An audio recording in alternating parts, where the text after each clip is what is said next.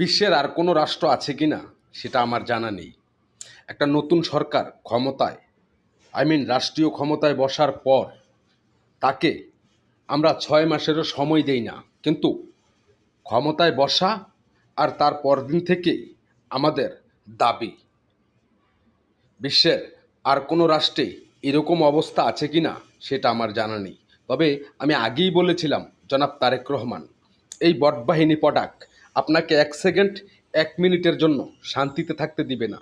কারণ তারা গুপ্ত রাজনীতি করে অভ্যাস। আর সেই গুপ্ত রাজনীতি থেকে যখন এখন প্রকাশ্যে আসতে পারছে, তখন তো এই জ্বালা যন্ত্রণাটা আপনাকেই পোয়াতে হবে। তারা কথায় কথায় ধর্মঘট ডাকবে, তারা কথায় কথায় দাবি পেশ করবে।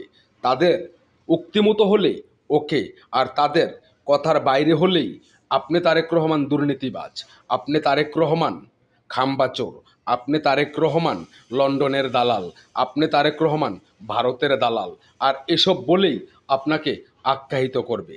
তাই পাখনা গজানোর আগেই ওই পাখনাগুলো যতটুকুই আছে কেটে দিতে হবে, যদি দেশ সুন্দরভাবে চালাতে হয়।